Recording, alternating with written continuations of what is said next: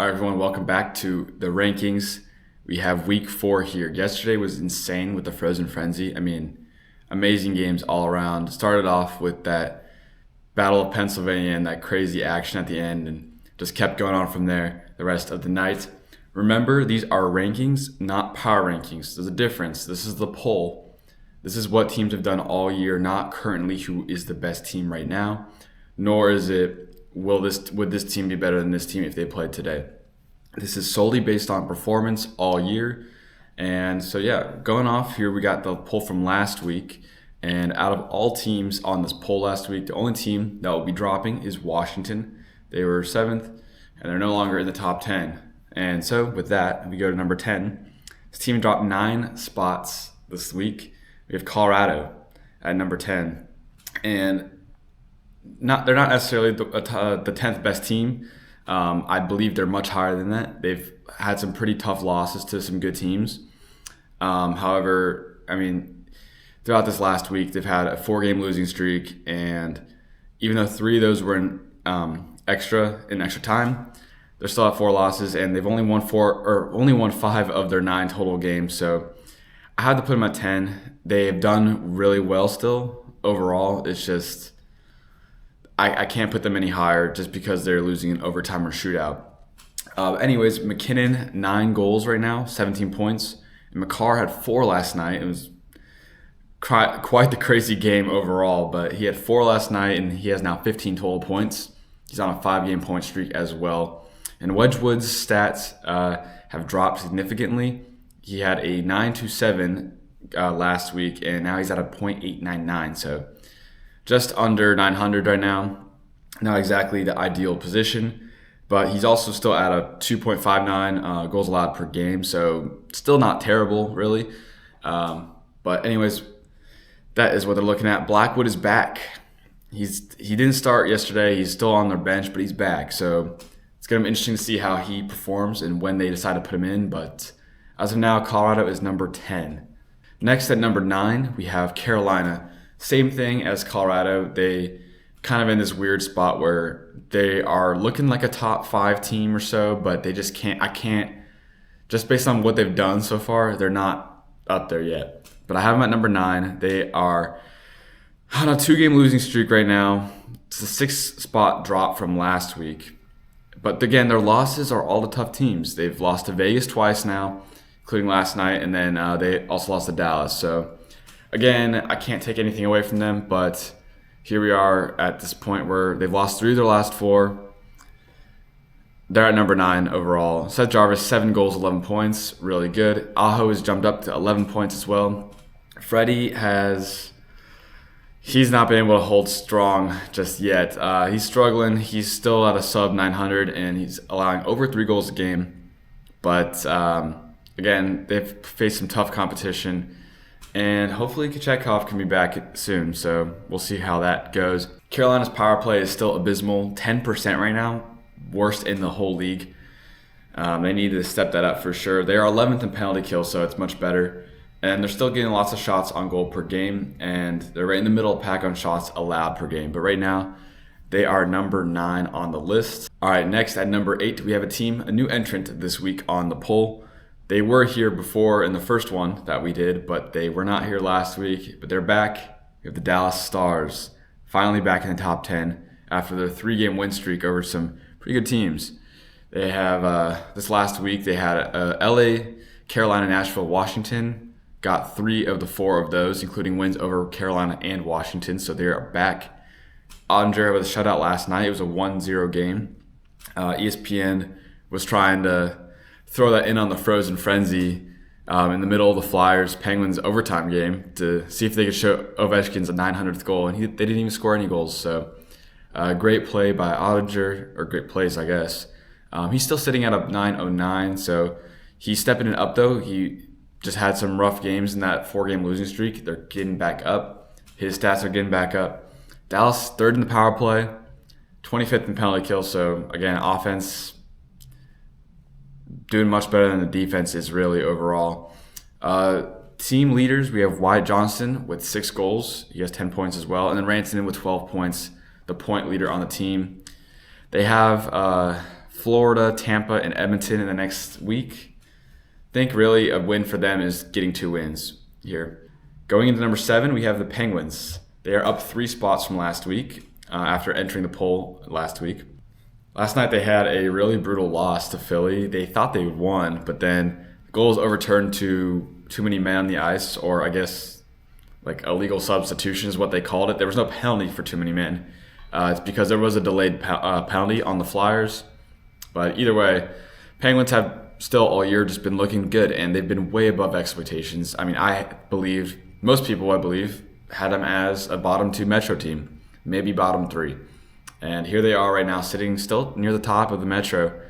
And they had a rough last week. They went 2-2 after having a 4-game win streak. So they could be better, but for Pittsburgh standards, this is incredible. They're still doing great. Shilov's 0.919 save percentage and then 2.44 goals allowed. He's been phenomenal, and Jari's been great too. So Crosby has had a surge. He's got 8 goals and 15 points, and Malkin still leads the team with 16 points. They are still number 6 in the power play, number 15th in penalty kill. And the only thing that they're struggling with is they are bottom 6 in shots per game and then bottom 5 in shots against per game. So they need to step that up for sure. And the Flyers, yesterday, they were showing that the Flyers were the only team without 30 shots on goal in a game, and last night they did that. So Penguins, they need to figure something out there. But still, regardless, they're struggling in those categories. They're still doing great overall. They're number 7th in the power ranking. Going on to number 6, we have Vegas. They're down 4 spots. They're sitting at 6-1-3. Again, only 1 regulation loss, but I mean, they've lost a few games in past regulation, and still it's 6 out of the 10 games they have won. So not really taking into account regulation losses versus overtime losses. They're still losses overall. So this last week they had the East Coast trip. They got shut out by the Panthers and lost to Tampa in overtime. But then last night they beat Carolina in a crazy third period. They just really surged ahead and took the win from Carolina's hands. Dorofeyev still leads the team with 9 goals. Eichel 19 points. And Stone with 13, even though he's been hurt, he still is second in the team in points. So still overall looking like a great team. And they still have a lot of wins this year. They're 9th in power play, 17th in penalty kill, and then they're sitting in the middle of the pack in shots, but then they're also 6th in shots against. So they are doing really good on defense. And really, the goaltending has been a recent issue. They started off great, and then as you see, these last games allowed 6, 2, 3, and they're just not being able to, make up for the goals that they allow. So that's why they dropped 4 spots simply. But they're still a really good team. Still have them at number 6, and this coming week they only have a couple games, but they do play 2 really good teams. They play Colorado and Detroit, so both ranked teams, spoiler alert, but we'll see where those teams come in, and here you go. Number 5 is the Detroit Red Wings. They are moving up 1 spot from last week. They were 6th last week, and really couple tough games to Buffalo and the Islanders, allowing 7 goals to the Islanders and 4 to Buffalo. Not you want to see there, and that was after their 5-game win streak. But now they're on 2 games, and they had a home-and-home with St. Louis, down 4-0 to the Blues, and they won 6-4. They scored 6 unanswered goals. And St. Louis isn't really even a bad team either. It just shows really what Detroit is. Goaltending is still the issue. They're just lucky they're able to score goals, really. Cam Talbot is at .89 and Gibson at .876. They both are allowing over 3 goals a game. Not where you want to be, but again, that offense, Detroit has been able to score goals, and that's what's important. That's what you need to win. So luckily for them, their defense is also pretty strong as well. As we see, they are 4th in the penalty kill and 6th in shots against per game. And then offense, they're 15th in the power play and then 18th in shots per game. And just overall, they're getting good shots on net, even though they're not getting the shots that they're taking are scoring. So that's what they need right now. And right now they're sitting at 7-3, one of the best in the league. They're number 5 on the rankings right now.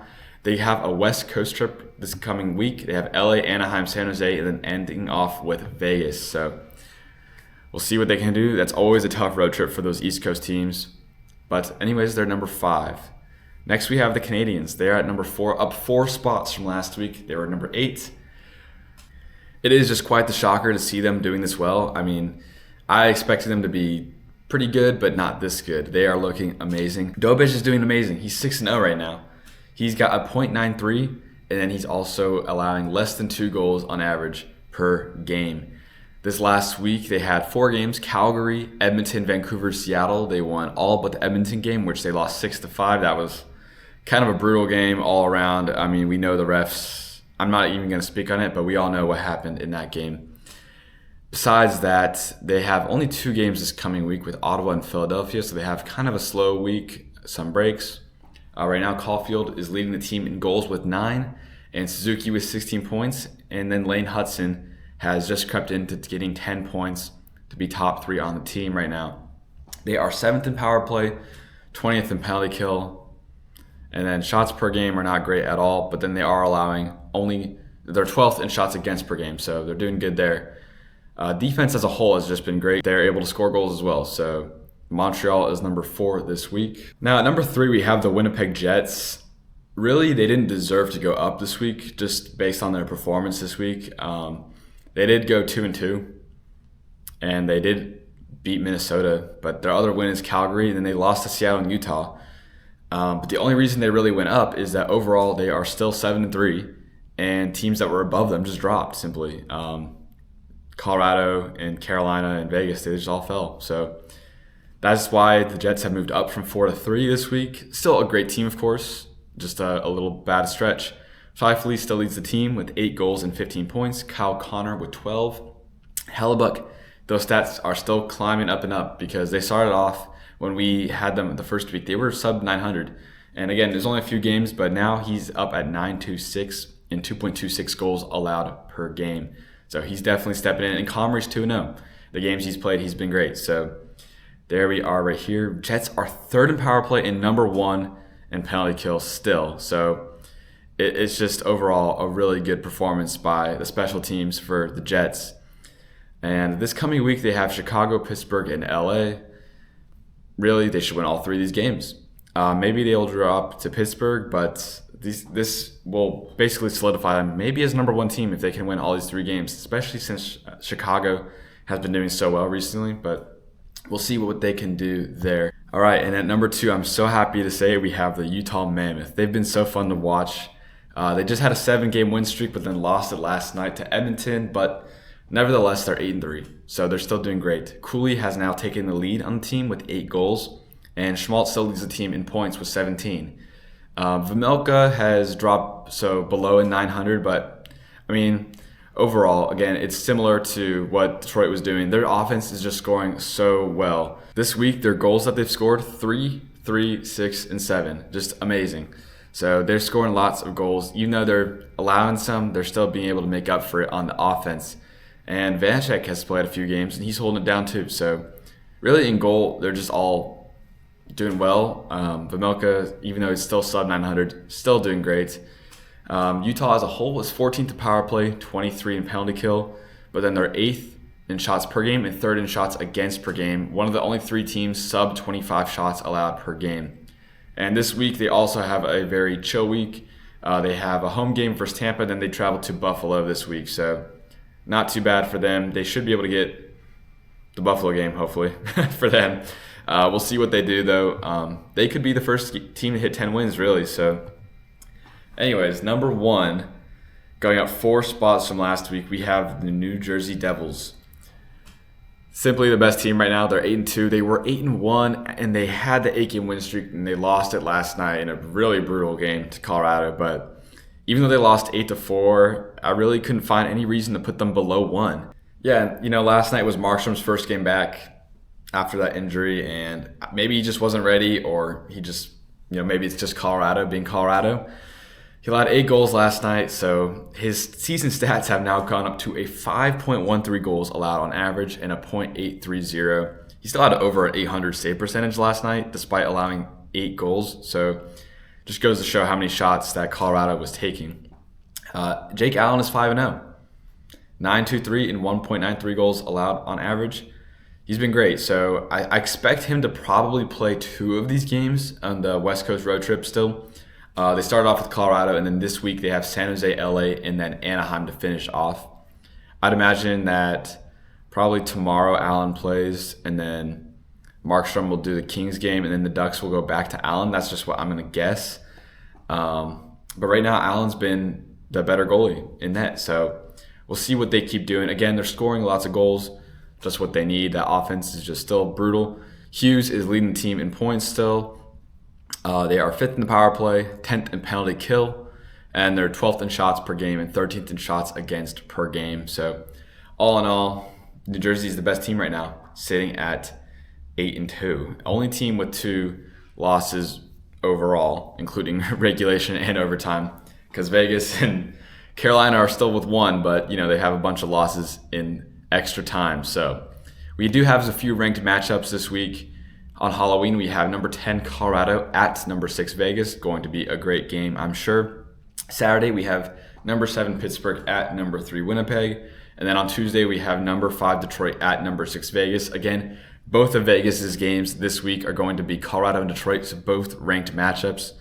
Going to be tough for them, but we'll see what they can do. Final rankings again this week, we have New Jersey, Utah, Winnipeg, Montreal, and Detroit as the top 5. And then 6 through 10, we have Vegas, Pittsburgh, Dallas, Carolina, and Colorado. This is the week 4 poll. We'll see what teams can do this upcoming week. We have not that many games, actually. Kind of a quiet week for hockey, I'd say, but still some good games all around. I do expect some teams to change. We do have a rise. The teams I just put outside, we have Florida. In no particular order, by the way. We have Florida, Philadelphia, Chicago, and Seattle are kind of just creeping out there, and Edmonton too, I guess. But the only thing is, again, this is not a power rankings. This is just overall this season. So those teams just have too many losses to how many games they played to be able to creep in. But maybe in a power rankings, a couple of those teams would be there. I'm not sure. I'm not really doing the power rankings right now. So we'll see what happens this coming week.